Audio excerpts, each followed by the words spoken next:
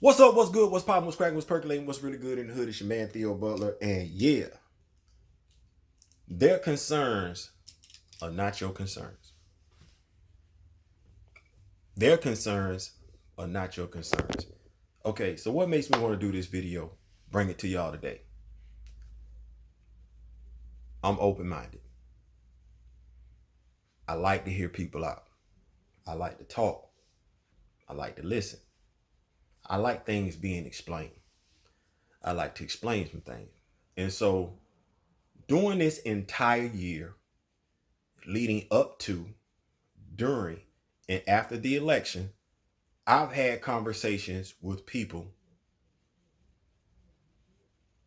who were in support of Donald Trump.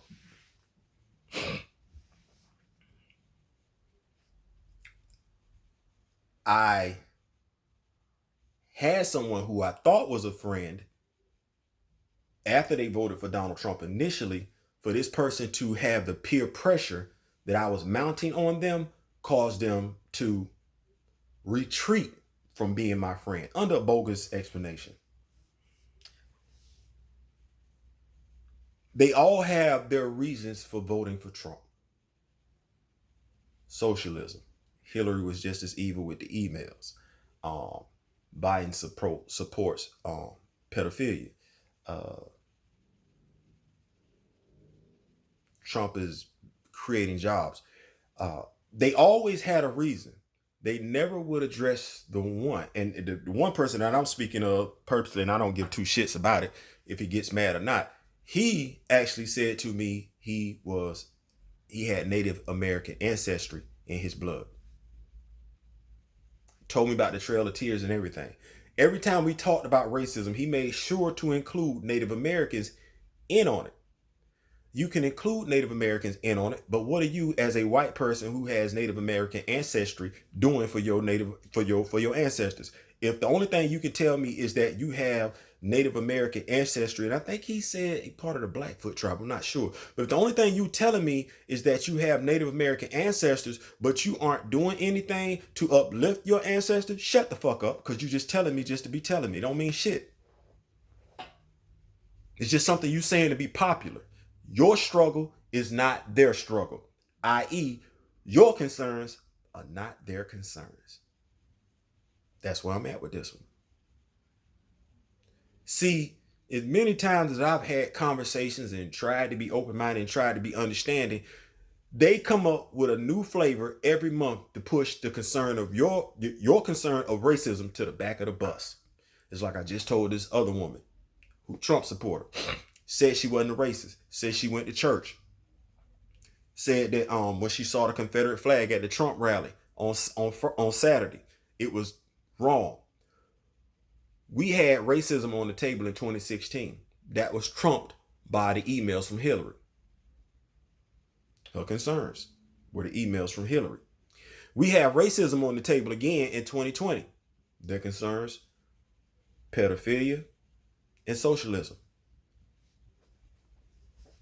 My brothers and sisters, how many more times you need to understand another election cycle to come around for you to get it through your head that when it comes to racism, regardless of whether you work with them, regardless of whether you go to church with them, regardless of whether you play sports with them, regardless of whether you stay next door to them, it don't matter.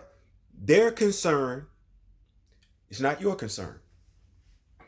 You're going to get mad trying to convince them otherwise. You're going to get pissed. You're going to get frustrated. You're going to get angry. You're going to become disgruntled.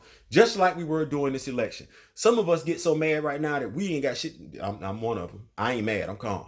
You told me who you were. I ain't got nothing to say to you no more. But in understanding that your concern is not their concern, you're going to have to move differently. I put this on social media a few days ago, and I said black folks gonna have to start conducting themselves like a special interest group. You're going to have to start, we are going to have to start conducting ourselves like special interest groups. That means that black people in the community are going to have to get out of their individual feelings, come together, and either A, elect someone and put them on the ballot box, i.e. the person that you know can handle their business, you get behind them and push them up, because see, that's what they do. They go get their boy and they prop their boy up. Black folks don't go get nobody and prop them up because we too busy bitching about stuff that don't matter at the end of the day. No. It's going to have to stop bitching. You're going to have to find a person that has your concerns in mind, and you're going to have to push them through the political system. Yes. Because their concerns are not your concerns. You're going to have to stop trying to convince them for your concerns to be your concern. See, you shouldn't have to convince. If they say they care about you, then when you address the issue, they got your back. They just been talking. And you know it. You keep looking for better. It's not going to happen. Now let's do this. Where we at? 6 minutes.